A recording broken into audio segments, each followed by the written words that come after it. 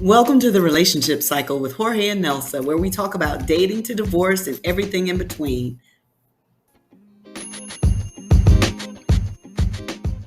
But we're going to go ahead and jump on in. We have with us today on the show Miss Asha Sims, who is the owner of Shakti Wellness and Yoga.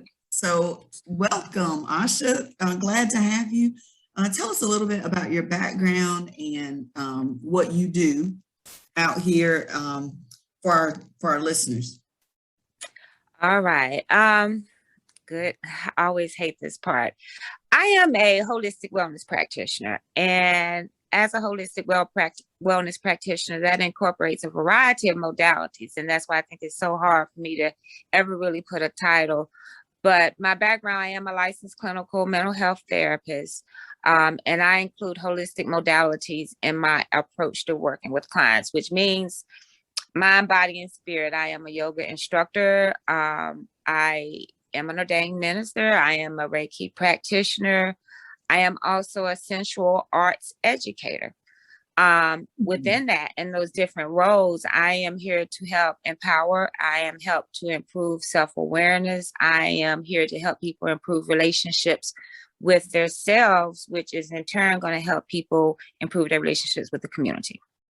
Wow. So within all those, and as an energy practitioner, because everything is about energy. That's the bottom line. So that should be the highlight, but to me, that's minimal because to me, it's the obvious. We flow through energy. It's about connections, and that's part of understanding who we are. And energy, life force, God source energy, often gets blocked due to distractions of the world, in which, like what we're talking about today, intimacy, that's where it really gets blocked at. Absolutely. It is a pleasure to have you on. Thank you. This is something that we've been meaning to do since even before we started the show. This was something that a vision that we have that, hey, eventually we're going to get to a point where we want to do a show with somebody who can bring a more professional aspect to, the relationship cycle. And we are thrilled to have you. Absolutely. Absolutely. Look, I was like, she said she couldn't really encapsulate it, but you did a great job.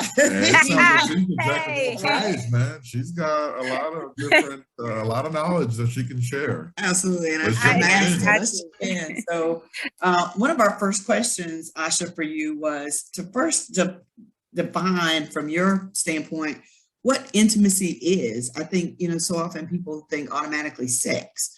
And but it's not that. I think it involves it, right? Men will be men, huh? But that's the balance. That's what we're doing here, to balance the connection, and it's not a bad thing or how you think or that process. It's understanding, and that's part of intimacy, is being able to understand another person, but also being able to communicate who you are in that process. And intimacy is really, it's about being intimate with yourself. Can you even be by yourself? And that's the whole thing when we get into codependent relationship, which is a whole nother show. But a lot of people don't know how to be by themselves. So therefore, they don't even know how to be intimate with themselves because they're irritated by sitting in a space by themselves. That says a lot. I love that's what COVID, we talk about intimacy. COVID showed up a lot of stuff, because what you thought was intimate, your intimacy may have been outside your household. And now that you had to be in the household and be intimate, it's war. A lot of relationships did break up over COVID that I know of. Right. So, instances, and COVID taught us of being still. That at the end of the day, being still and thinking and really assessing now, what is here? Because often we keep going so we don't have to think about stuff. And so when you really slow down and we're like, do I like them? Do I like my child? Do I even like me? So intimacy starts there, because if you are not liking yourself, then you know how we talk, Nelson, when it comes time of sexual expression, when it does, intimate is about being intimate with yourself. And then within that, it goes into how you express it with others. So if you're not into yourself and got a shame and judgment, then when it does come to the sex, that is going to show in the bedroom. That is deep. I like that. I like that. This is Yeah. awesome. May I ask, where are you based out of, so that we can have our listeners, I you am know, in have an Charlotte, idea in North case they want Carolina. to, you know, maybe Yes. take advantage of your expertise one day. Yes, I am here in Charlotte, North Carolina. And so I do help those locally, and I would even say globally now, because the issues that I work on is something that through energy, it doesn't matter where you are, that can be addressed. It's just the healing and awareness that needs to occur. But I am based out of Charlotte, North Carolina. But hey, I am a digital girl in a global world. So hey. Hey, Awesome. technology can be a beautiful thing sometimes. Well, There let's it talk about is. that. That's a great segue for when you talk about building intimacy. How much do you think the internet, Jorge and I met on a Facebook dating app. Mhm. You know? How much do you think technology is aiding intimacy, and how much technology is distracting and moving us away from intimacy with selves and others? I feel everything in life is in a yin and a yang. So nothing happens. You can look at the good, you can look at the bad. Either way, there's a shift. So within that shift, we have to look at things differently and grow with the shift differently instead of trying to stop the shift. And that causes suppression. So I really wouldn't say it's still another word. To me, in some aspects, the digital and the communication through telephone and virtual, to me, enhances things a little longer, because you get a chance to really talk and kind of get to know a person before maybe you physically encounter them. And if you're an intuitive person, to me, I like the dialogue of that and getting to know a person through that way. So I don't really think it's just shifting things. It's different. So you learn to grow with the shifts and bring more awareness. It can be distracting, but at the end of the day, and saying it is, well, what are we going to do? It's just awareness of we may have to do intimacy different or have a different awareness. So I want grow to with it. I want to pick your brain on something. So I feel like a lot of people equate intimacy to, you know, enjoyable sex or good sex. And I have an opinion that a lot of people can give you sex, but not a lot of people can give you intimacy. But a lot of people tend to equate good sex into like, hey, this is a great person, or this is my soulmate, when in reality, sometimes it's not love, it's just lust. And I feel like a lot of people kind of get that mixed up, because I'm a firm believer. You can have great chemistry in the bedroom or in the intimate department with somebody, but then outside the bedroom, you're like oil and water, or you don't have anything in common.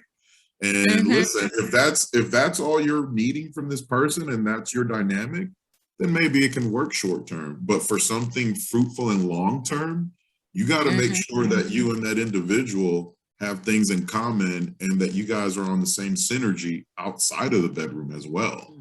Right. And then I think it's like, really, what are your, as anything in living a mindfulness not life, what are your intentions from the interaction?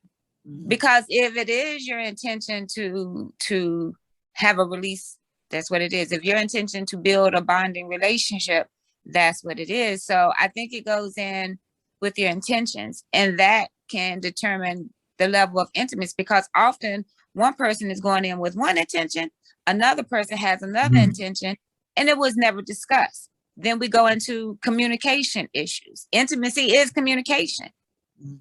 One thing that I even share with women in this aspect of, what are you able to do for yourself intimately? You know, I often ask, we leave the house quickly, so I often putting lotion on may just be hands, face, and feet. When the last time you've rubbed your body down? When have you taken time to be one with yourself? So when you are intimate with someone else, you can say, you know what, I like touch. When a woman who, I'm pretty sure, like a woman who knows what you want, you can be like, whoa, okay.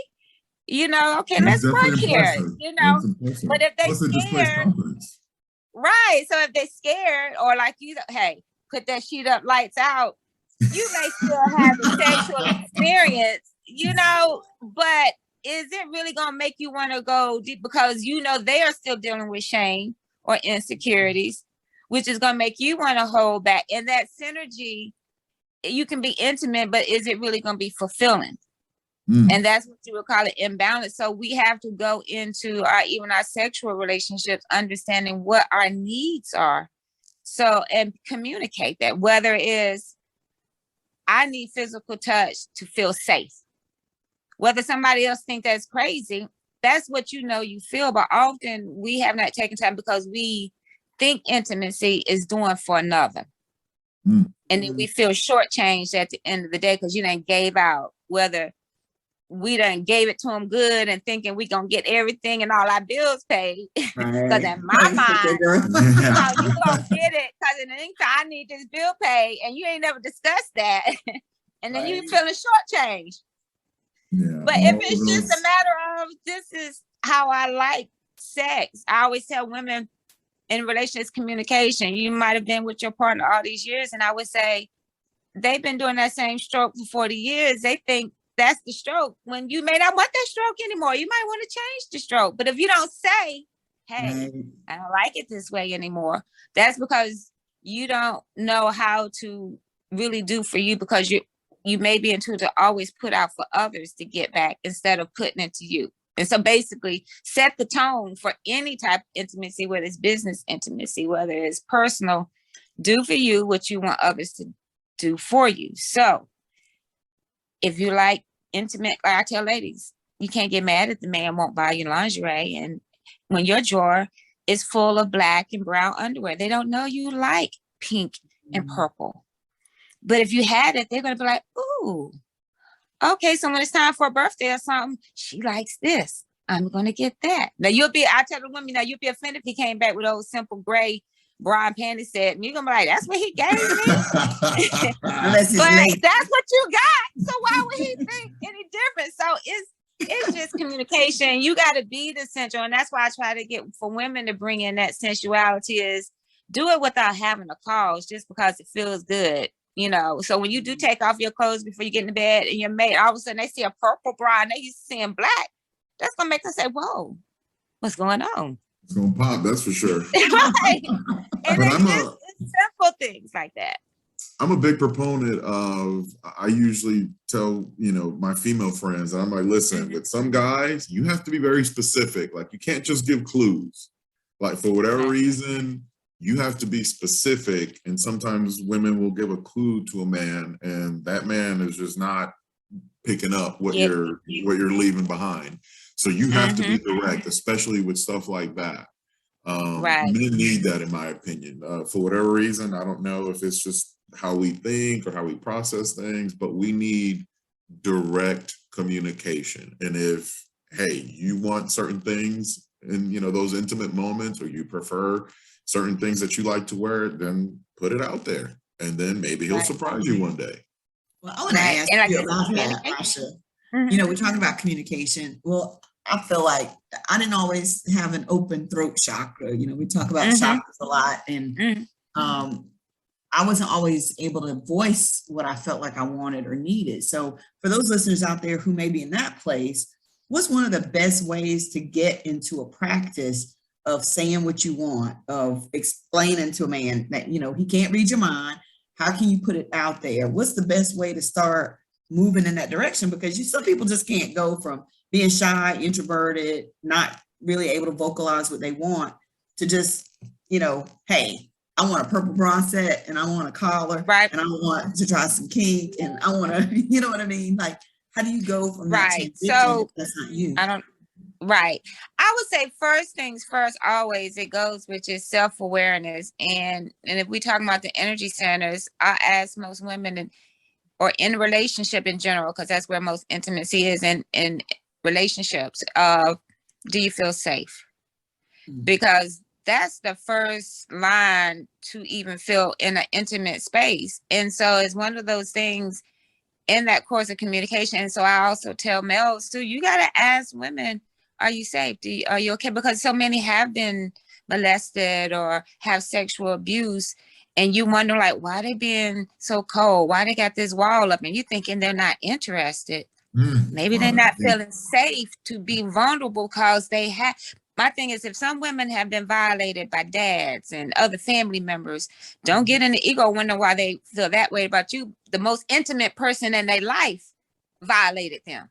So this, they may have issues with intimacy and trust, which is a root chakra issue. If your life, your situation feel threatened, or it's a wall, you tighten up. So therefore, it's hard to be flowing and sensual when you may still be in a state of fear.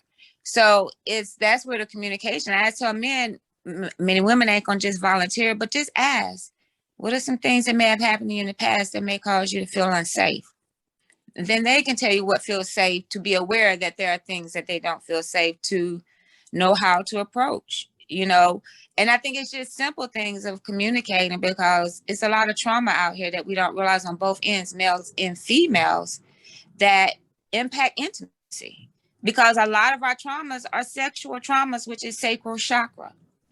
That is that if you've had issues, and that it's going to affect, for men, whether they're able to maintain erections, their libido, same thing with women, of being able to even achieve orgasms.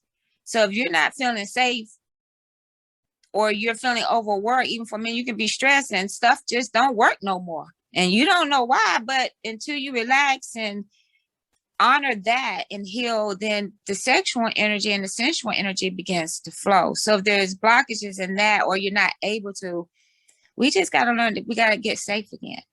And I think that's where that trust and rebuilding from that and healing, that's when and Nelsa, I think we've come through divorces, and we all know going through a divorce sometimes can be an ego, like, whoa, what's going on? Who am I as a woman now? And do I still got it?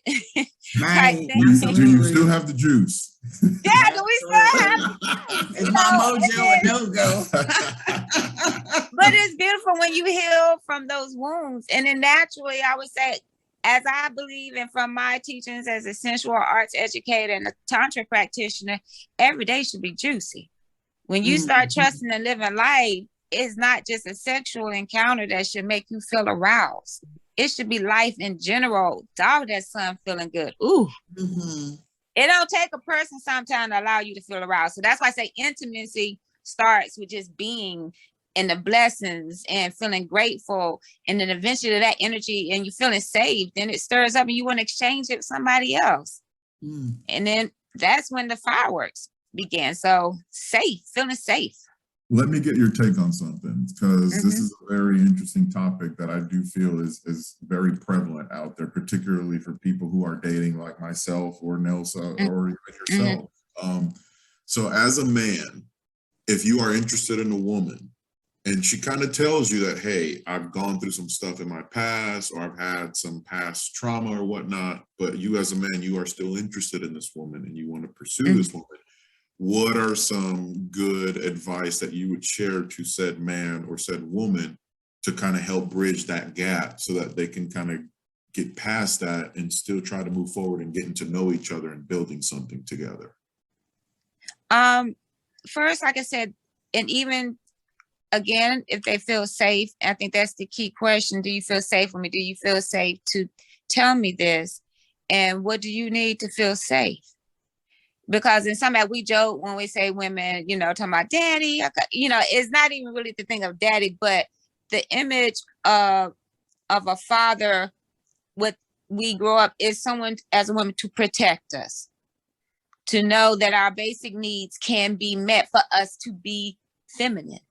In order to be safe, then we can be feminine, we can flow, we want to create. But if you're in root chakra survival, and then if the woman has to go into more the survival mode, which is somewhat masculine energy, then the synergy throws things off when you do have too much masculine and masculine. And so it is the thing of just feeling safe for a woman.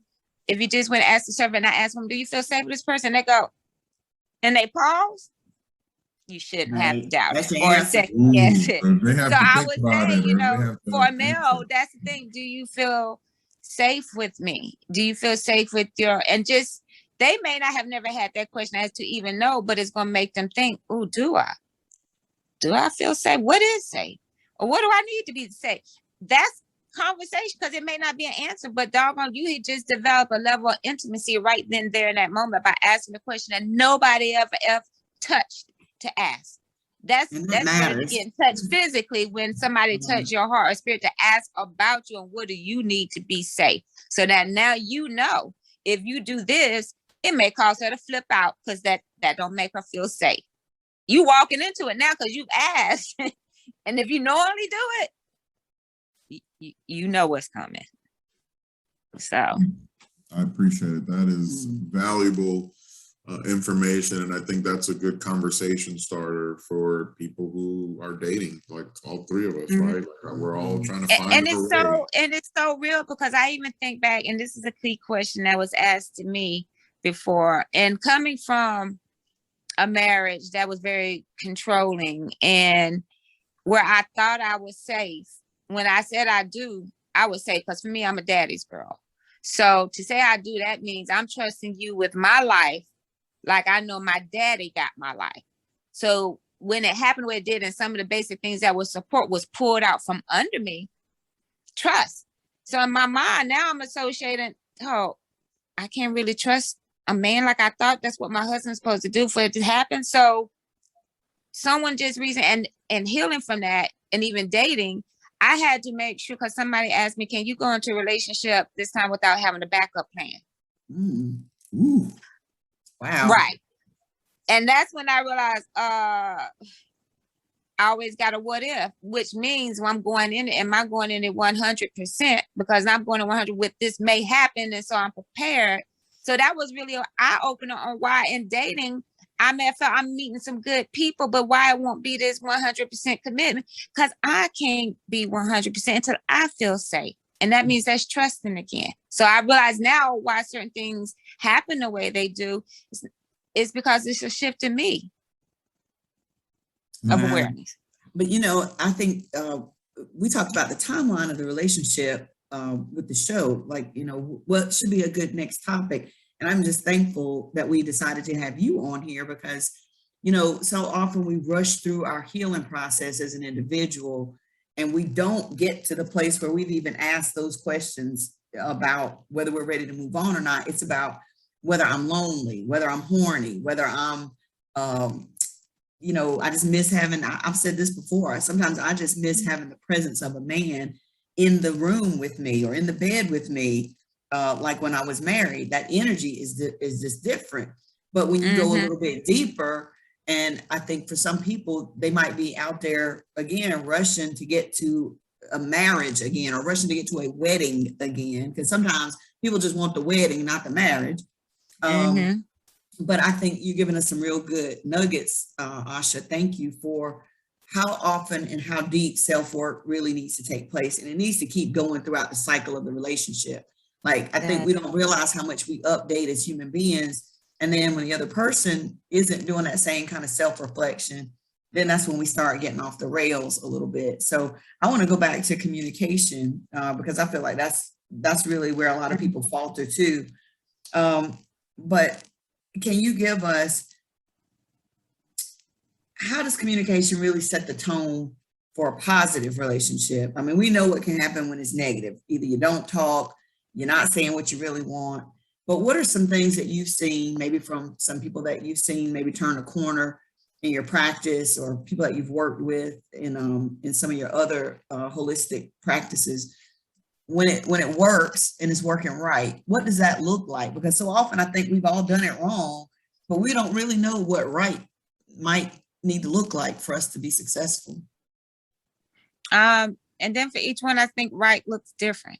That's what I try to teach. And even in a relationship, you have to understand yourself. Like, some people have come to realize as they understand themselves, they're not monogamous.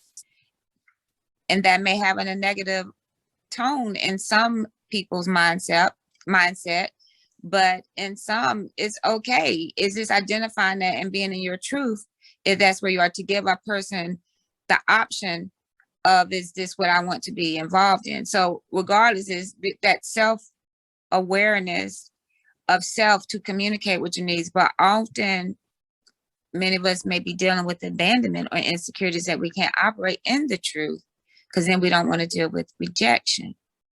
So it goes back to knowing yourself, to be in your truth and feeling safe to communicate. your truth. Like I often tell people, infidelity is the number one thing that often breaks up relationships, but it can be a major shift in healing in a relationship if you're able to put down the barriers to really understand the source of the infidelity. Wow. Because I'll give a good example. I was working with a young lady who was depressed because she was cheating on her husband. And she had a good man. She was like, I don't know why I'm doing this. I feel bad about myself. So in the process of understanding self, we have to understand our imprints of the environment. So we were working on some root chakra and doing a family tree. And that's when she was trying to figure out, she was like, okay, grandma was married to, I'm going to say Grandpa Joe. But then who was Mr. Willie? And then when she realized Mr. Willie was grandma's other man, but at that time as a child, you don't realize those dynamics. You just know he's around. And at the end of the day, in her family, women were taught, always keep one in the pocket. Don't trust one, don't have just one, always keep. So in her family, all the women, that was what was taught and told. Everybody, they had, like they saw their granddaddy and there was Mr. Joe. So they were taught to have that. So when she realized this has been part of my imprint, this is not me, it's just what I caught from generational stuff, she shifts. So even with some men that do cheat, I bet in the odds what is cheating, what hadn't been communicated. Because some women say, he cheated on me. Did y'all communicate that y'all were in a monogamous and you weren't? Well, no, I just assumed. Error. If you have to be open. Like right, this you day and gotta ask assuming monogamy, that is probably one of the biggest mistakes that people can make. And like, what I don't assume that at all. Right. You gotta have a good conversation before you jump in and make those assumptions. You gotta be like, hey, me and you, it's a team now. It's just me and you and nobody else in this team. It's setting the boundaries is really, I even knowing what it is. And I tell some people in dating at certain times when, if there's not boundaries set, I always say, I don't want to seem like the psycho chick, but this is taking me out of my boundaries and I ain't feeling too safe. So I'm going back out of it before I look emotionally out of control. But that's me understanding myself to be able to, and that's time of getting to understand myself to be able to communicate that to somebody. But it goes back to that whole cycle of awareness in couples and being able to honestly express their truths without fear of rejection. And like I said, if a lady was really asking, instead of getting upset, I'm not even gonna say lady, if you were ever cheated upon, it's more like, well, let's talk about this. Because even for some men, even their concept of where sex and the purpose of sex and where it came from may have a lot to do with it. Because you could have been brought up in that family when it's a certain age and you might not have sex, and uncles and what's wrong with you, boy? You better go out here and get some. You better go do this. So that it becomes a conquest of this is who I am by having sex, because my uncles and everybody put this on me. So it's in your blood to make you feel like a man because you have this when you know you may have a good woman, but that what you call in that inbred imprint made. So if a woman can really ask, where this come from? Is this something you really feel? Instead of like, oh, I can't believe you did this to me. And it does hurt. Not saying it's not, but when you can get through that to really say, what's going on? Is it something that you need more that I'm not, or is it something you need elsewhere? So she can make an informed consent, because what is interesting when you think about infidelity, it's hard to sit down and talk about the truth, but you live with the lie. You know how many women been in marriages and know the partner is cheating? You better say that again. Say that again for the people in the back, please. Yeah, it's like you want the truth, but you will live the lie. Yeah. Instead of just sitting there having a conversation of what is going to the needs, or like I've asked women that are knowing that the mistress, and they know who the side chick is. Right. They done have run-ins and conversations, and this person has been a part of a relationship for 10 or 15 years. And I said, well, have y'all thought about an open or poly relationship? And I almost got cussed out. What? They have it. It's just unspoken. Right. So it's like, my thing is not saying it's right or wrong, but if you know it, you know this person, they've been around. If it's in the truth and the light, at least you know, and you can say it's healthy, because you don't know if it's some prostitute off downtown that they're dealing with. you're in a relationship with that person. If you know it for 10 or 15 years, that's been, why make her just decide? Because she's part of things now. Can you release the ego to accept? Obviously, there's a bond there that can't be broken. Do you fight and try to control it, or do you make it into a healthy situation? Now, culture may say that's wrong, but that's part of what is happening now in relation. They're being redefined. We're different people. So if you're going by the old, same traditional things and we're not the same people, we're going to have a backlog. And that's where a lot of relationships are now. It's a lot of on the thin line of, do I stay, do I go? Because people are involved. And if you're not able to communicate and accept the realness, and people saying, oh, they done change. Well, they are supposed to. Your mate should not be the same person they were 10 years ago. And at this point in time, you should be evolving. And it can be scary when you see your partner evolving and you don't feel you're on the same path, but that's what communication is about. And being real with yourself to communicate. This makes me nervous. Or tell me more about what you're involved in. That's intimacy. Sometimes all we just want to know is that you understand. And that when you come home, you can lay your head or get your feet and just talk about it and you understand. Even though you're there to be a support, but you may not understand. But sometimes that's all we need. Just hear me out. You ain't got to judge me. You know, and that's intimacy. Agreed. Non-judgmental. Yeah. Yeah. That is definitely one of my things with people that I care about, and I know that they're going through things. I know that there's not much that I can do to change the situation, but just listening to that person and genuinely showing concern and care for them, that can be a powerful thing for people who are going through things. The fact that, hey, I'm sorry that you're going through this and my shoulder's here for you. That can make a big difference for people. And as far as what relationships go, one of the things that we need to learn is that more often than not, when a woman comes home, right, and she's had a long day, as a man, when she starts telling us some of the issues or some of the problems that have that occurred in her day, we're all automatically trying to give her a solution. But in reality, she just wants us to listen. But as a man, our mind is trained to see problem, fix problem, when in reality, the woman just wants to know that you got her back and that you care for her and that you're holding her down, regardless of whether you can necessarily fix the issue. Now, if she tells you, hey, my car is doing this, and can you tell me how I can fix it? Then yeah, as a man, you need to go ahead and give her a solution. But if she just wants you to listen to her, then that's all. And I actually got that information from a good book, audiobook that I read or heard, actually. It was Men Are From Mars and Women Are From Venus. And I would recommend anybody to listen to that book because it's very powerful. And it just kind of helps you understand how, as genders, how we communicate differently. And that's okay. It's not a right or wrong thing, but we tend to communicate differently and we process information differently. So the better you understand that, I feel like that can help improve our communication within relationships. And even on top of that, the book, The 5 Love Languages. Oh, I've heard that one too. That one is a powerful book. Game changer in understanding, because if your love language is physical touch, you're going to expect that's what another person wants for love because that's what you want. When their love language may be words of affirmation. So sometimes it may not be that, it just may need to be heard, you did a good job. And that can be a turn on right there. Oh, he acknowledged me. Where you're thinking the turn on is, I'm coming to give you something. No. That's because I'm saying it like something as simple as if a man needs physical touch as his reinsurance and the woman needs words of affirmation. So this man done had a rough day at work.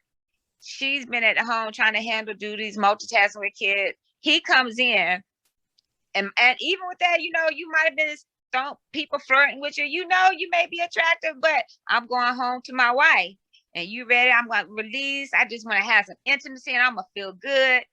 And then you come in and try and be touching and she irritated. Because in her mind, like, do you know what all I've been doing and now this is what you want, and you ain't even acknowledged that I done cooked, I done folded clothes, I done did this today. Just tell me I did good, and for you want some.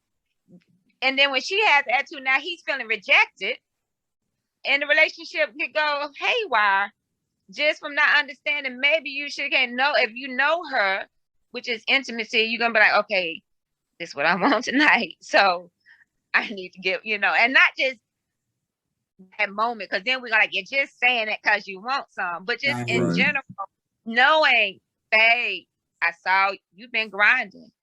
You very tired.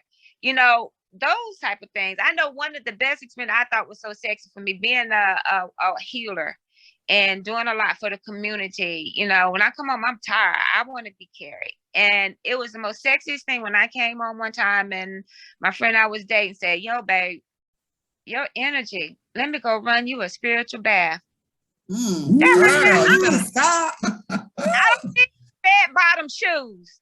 That right there was red bottom. He was aware and ran my bath water, put my Florida water in the water and my crystals. Yes. So, game changer. Yes. And like I said, I don't need physical items. That's what I invite, and knowing that person. So it's those little things instead of you. Details. Yeah. When I said, babe, I had some red bottom shoes. You work hard. I would have looked like, I don't even wear high heels. Thank you. That's a waste of money. And then they feel rejected because they're gonna spend their whole paycheck on these red bottoms, and now you like, really? So it's just, you got to understand each other love language. And I said that's a whole book that I think every couple should do to understand so you'll know how to communicate. So I always tell men, it's not that the women may not want you sometimes, but take them outside that environment so they can feel sensual. You can't really feel sensual and sexy when your teen kids down the hall or the baby gonna hear you. That ain't sexy. So you're not gonna get the full effect that go take her out to get a hotel for one night, dress up, go to the first set, take her outside the mommy duties, and you may get that sensual woman again. So it's not that it's hidden, but if it's not environments to bring it out, we may forget because we're trying to maintain. So it's a mutual thing, or sometimes we have to realize our men out there working hard.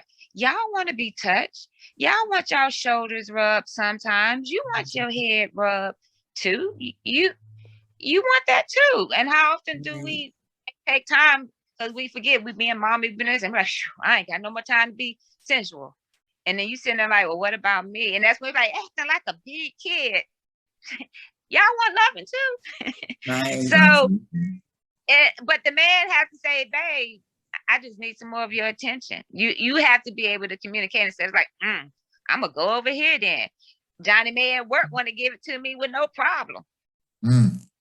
Well, and I think again, you're right, where it's down to open your mouth and ask for what you want on either side of the table, because nobody is a mind reader, and somebody might be, but they still might get it wrong occasionally. But if you never express what you wanted, and I think on the flip side of that, when things fall apart, I've had relationships where I've said to you, this is who I am, this is what I need. And when you can't keep, you keep missing it, then that means we're probably not in the right relationship. Like we're trying to make something happen that really we should just be friends, or really we should just be co-workers. We should not be lovers, because I can't give you what you're asking for, or I won't give you what you're asking for. Intimacy, and sometimes loving a person means letting them go. Right. It's learning the different dynamics of relationship. I think all this is us learning different dynamics of ourselves, to know the different dynamics of relationship. And I would say at the core of everything, are you loving yourself? And men are not in love with ourselves. And if you're not in love with you, you're not going to be able to love others fully. And so that's why I say everything is just self-love. And some people say, oh, that's selfish. Not really. No, that's how you're supposed to give yourself that honor. It starts with you. Absolutely. I mean, I feel like you have to be a little selfish and care for yourself and do good things for yourself. Charity begins at home. We definitely want to put a challenge out there to the couples to ask themselves, hey, do I know my partner's love language? Because more often than not, what we tend to do is, I'm big on physical touch and I like quality time. So oftentimes we start to think, okay, she's got to like that too, because that's what I like, which that may not be the case, but I may do something that I know I would like. But does that mean that that's her love language that she would really embrace and like? So it's important for you couples out there to identify how does my partner like to be stimulated as far as with the love languages and vice versa. And there's tests out there that you can take online. The book, the audiobook, I listened to it on YouTube. Now it's a long book now. It took me like a week to listen to it because it's a lot, but I feel like if you're out there dating, or if you are in a relationship or a marriage, I think that it would be very beneficial, something to listen together, maybe right before bed, listen to it 10, 15 minutes, or maybe on a car ride or whatever. It's a very powerful book. That's intimacy, doing something together to help know more about yourself, which is going to help. And just that little bit of moment of doing something together is intimacy, which goes back to what we're saying, redefining the word, what people perceive as intimacy and thinking is sex, and realize, oh, it's a lot deeper than sex. But if you have that connection, it's going to make the sex good. Listen, we're going to end on that note because I don't think we cannot add anything better to that. Great conversation. It was a pleasure having you. Thank you. Was very enjoyable. We would like to have you again another time if you're gracious enough to share your time with us. Oh, I would love it. Incredible I love dialogue. y'all. Yes, definitely. Because I have to tell you the sensual art techniques. That's a whole nother show. We're gonna be on. That's gonna be on the show by itself. Right, right. We got to get them ready with self-love first before we hit them with that. So, thank you so much. Thank you, Asha. Thank if you you. are interested in her services, guys, it's a Shakti Wellness and Yoga over in Charlotte. She's off W.T. Harris. You got the address for the listeners, Asha, and your website. All right. It is 2740 East W.T. Harris Boulevard, Suite 100 in Charlotte, North Carolina. You can go to the website is www.ashakti wellness, ASHAKTI wellness.com. So from there, you can find out more about the services, how to book some services, get your energy cleared, coaching, counseling, yoga. We serve you from your mind, body, and spirit. So thank you. Awesome. Well, thank you for being with us today, Asha. We'll see you soon. Blessings. Okay? Hey, and keep life juicy. Yes. Hey, I like that. You heard it here, everybody. Thanks, Asha. Thank you.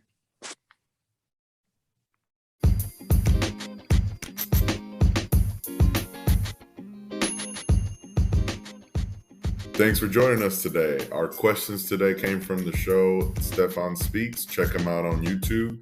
If you have any suggestions or relationship stories to share, drop us an email at RCJorge&Nelsa@gmail.com. Buenas noches.